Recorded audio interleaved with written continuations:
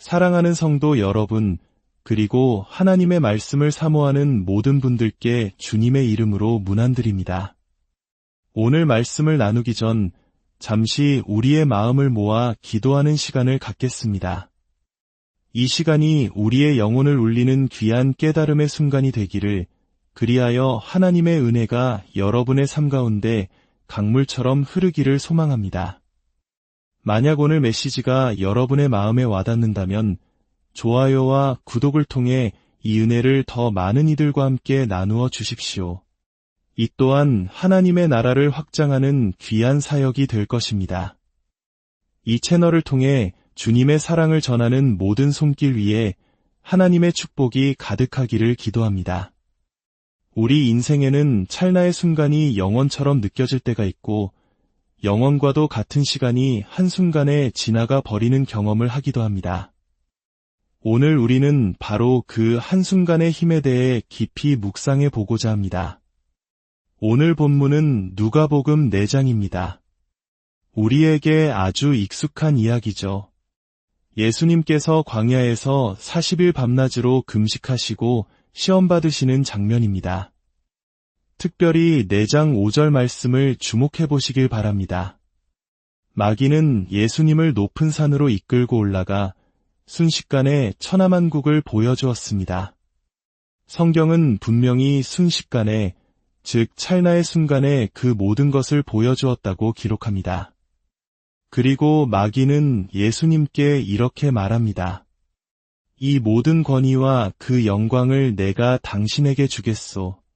이것은 나에게 넘어온 것이니 내가 원하는 자에게 줄 수 있소. 이것이 무슨 의미일까요? 이 권세는 본래 아담과 하와가 하나님께로부터 받았지만 그들의 불순종으로 인해 사탄에게 넘어간 세상의 권세를 의미합니다. 사탄은 자신이 그 권세의 주인인 것처럼 행세하며 원하는 누구에게나 그것을 줄 수 있다고 큰소리칩니다. 여기서 우리는 중요한 영적 진리를 깨달아야 합니다. 우리에게 주어지는 모든 아름답고 화려한 것들이 다 하나님으로부터 오는 것은 아니라는 사실입니다. 사탄 또한 자신의 왕국을 사람들에게 나누어 줄 힘을 가지고 있습니다. 그러므로 우리는 악한 영의 세계를 결코 가볍게 여겨서는 안 됩니다. 어둠의 세력과 장난삼아 타협해서는 안 됩니다. 사탄은 계속해서 유혹합니다. 만일 당신이 내 앞에 엎드려 경배하면 이 모든 것이 당신의 것이 될 것이오. 이 말은 사실상 십자가의 고난을 피하게 해주겠다는 달콤한 속삭임입니다. 세상을 구원하고 싶으냐?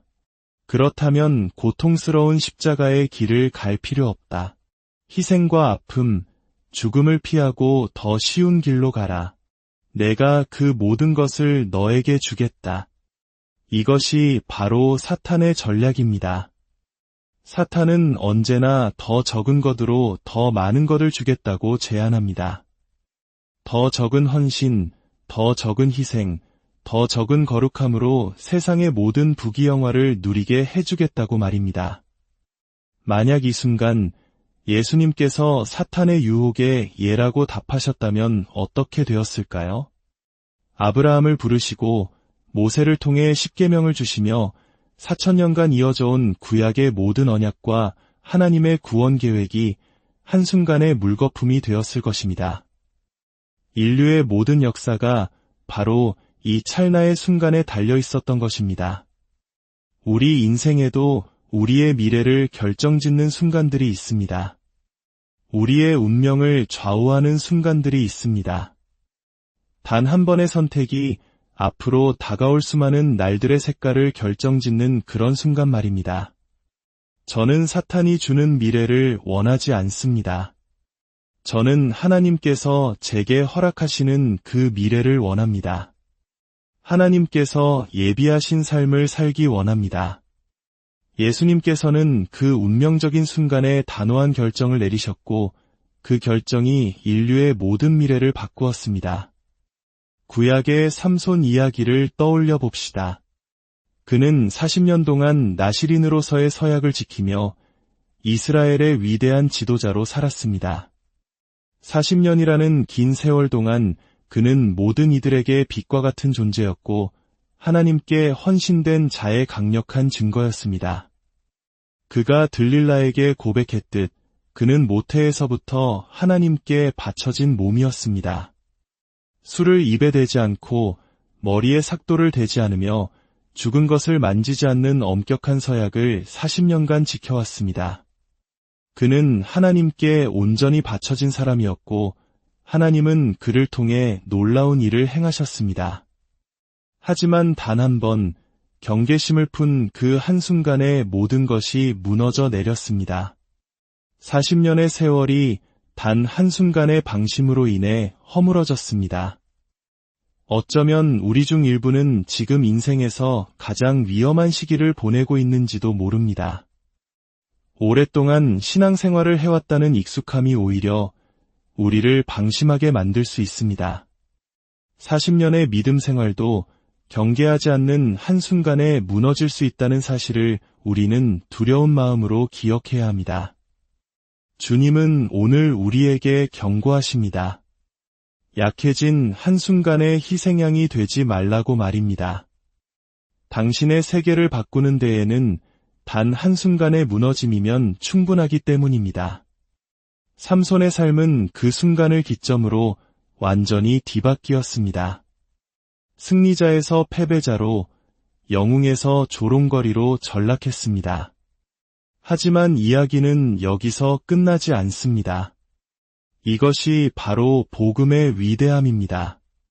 하나님은 삼손에게 또 다른 한순간을 허락하셨습니다.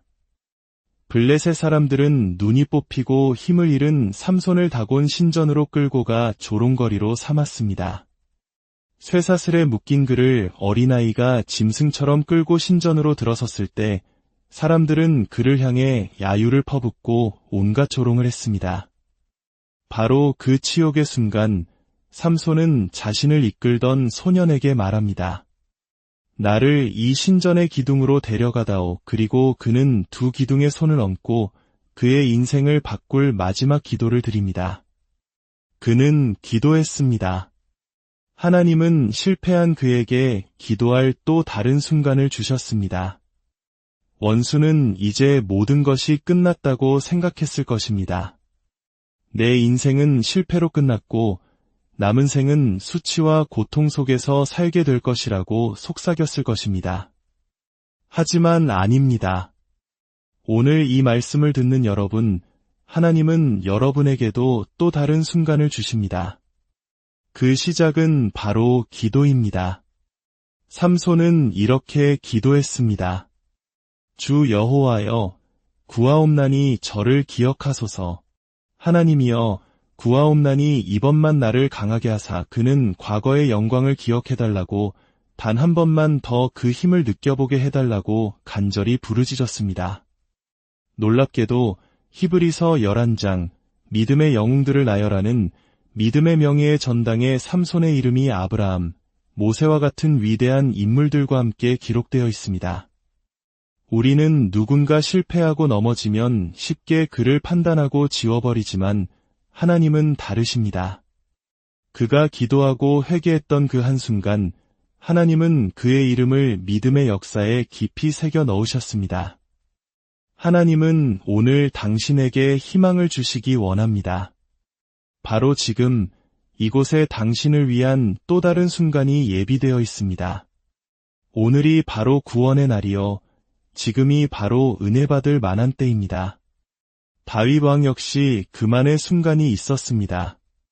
그는 왕궁 옥상을 거닐다 목욕하는 밧세바를 보았고 그 한순간의 연약함에 무너졌습니다.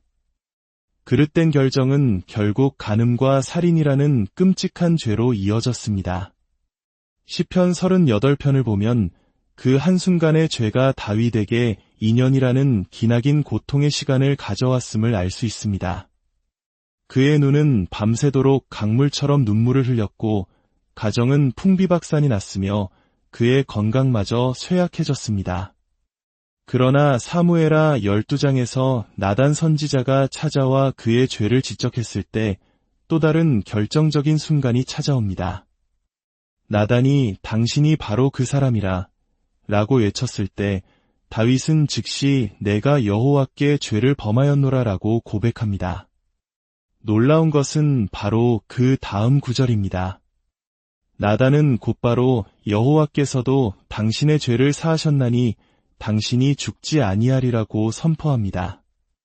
얼마나 신속한 용서입니까? 우리는 하나님이 우리에게 분노하고 계실 거라 생각하지만 하나님은 우리가 돌아오기만을 기다리고 계십니다. 우리가 하나님, 제가 죄를 지었습니다. 용서해 주십시오라고 고백하는 그 순간 바로 그 문장이 끝나기도 전에 하나님은 우리의 죄를 동해서 서가 먼 것처럼 멀리 옮기시고 우리에게 죽음이 아닌 생명을 약속하십니다. 그리고 우리의 남은 세월을 친히 책임지시며 악을 선으로 바꾸시는 놀라운 역사를 이루십니다. 예수님의 마지막 밤을 생각해 봅시다. 십자가를 불과 몇 시간 앞둔 그 극심한 고통의 순간 예수님은 수건을 집어드셨습니다. 그분은 그 수건을 던져버리며 포기하실 수도 있었습니다. 이 길은 너무나 고통스럽다. 나는 더 이상 갈 수 없다며 모든 것을 그만둘 수도 있었습니다. 하지만 예수님은 수건을 던지지 않으셨습니다. 오히려 그 수건을 허리에 두르시고 제자들의 발을 씻기며 섬김의 길로 더 깊이 들어가셨습니다. 지금 이 순간 당신의 가정에, 당신의 삶에 어려운 문제가 있습니까? 원수는 당신에게 속삭일 것입니다. 그냥 수건을 던져버리고 포기하라고. 마약에 빠진 자녀를, 깨어진 결혼 생활을, 망가진 가정을 그냥 포기하라고 말입니다. 그러나 당신 앞에는 두 가지 선택지가 있습니다. 수건을 던지고 사랑하기를, 기도하기를, 믿기를, 용서하기를 포기할 수도 있습니다. 혹은 예수님처럼 그 수건을 들고 더 깊은 섬김의 자리로 나아갈 수도 있습니다. 사랑은 결코 실패하지 않습니다. 사람은 실패하고 가족도, 남편도, 아내도 우리를 실망시킬 수 있습니다. 그러나 사랑 그 자체이신 하나님은 결코 우리를 포기하지 않으십니다. 오늘 이 시간 하나님은 여러분에게 말씀하십니다. 이것은 평범한 순간이 아니라고. 이것이 바로 당신의 운명을 결정할 그 순간이라고 말입니다. 만약 당신이 이 순간을 하나님께 드린다면 하나님께서는 당신의 남은 모든 세월을 책임져 주실 것입니다. 물론 그 모든 날들이 꽃길처럼 아름답지만은 않을 수 있습니다. 하지만 하나님은 신실하게 당신과 함께 하실 것이며 당신의 길에 은혜와 보호하심을 더하시고 생명의 길로 인도하실 것입니다. 지금 이 메시지를 듣고 있는 당신을 위해 기도하고 싶습니다. 하나님께서 삼손에게 또 다른 기회를 주셨다면 당신에게도 기회를 주실 수 있습니다. 당신은 내가 얼마나 크게 실패했는지 몰라요. 내 삶은 이미 엉망진창입니다. 라고 생각할지도 모릅니다. 그것이 현실일 수 있습니다. 하지만 그렇기 때문에 복음이 기쁜 소식인 것입니다. 사탄이 준 한순간의 쾌락이 고통의 세월을 가져왔다면 그보다 더 크고 위대하신 하나님은 당신에게 회복의 한순간을 선물하십니다. 저를 따라 기도해 주십시오. 사랑의 예수님, 지금 당신께 나아갑니다. 저의 삶을 온전히 당신께 드립니다. 저에게는 드릴 것이라고는 부서진 마음과 깨어진 삶의 조각들 뿐입니다. 하지만 있는 모습 그대로 당신께 드립니다. 저를 사랑하시고 용서하여 주십시오. 저는 제 자신을 용서할 수 없을지라도 주님은 저를 용서하심을 믿습니다. 오늘 십자가의 보혈과 예수 그리스도의 이름의 권능에 의지하여 예수님을 저의 구원자로 영접합니다. 예수님의 이름으로 기도드립니다. 아멘, 할렐루야. 하나님께서 이 순간 당신의 삶과 가정에 새로운 일을 시작하셨음을 믿음으로 선포합니다. 이 인생을 바꾸는 결정을 혼자 간직하지 마십시오. 당신의 가족이나 친구에게 이 기쁜 소식을 나누십시오. 구속받은 자들은 말할지어다 라고 성경은 말씀합니다. 당신의 새로운 시작을 온 세상에 선포하십시오. 하나님께서 당신의 삶에 허락하신 이 새로운 순간을 통해 이전과는 비교할 수 없는 놀라운 은혜와 축복의 세월이 펼쳐지기를 주님의 이름으로 축원합니다.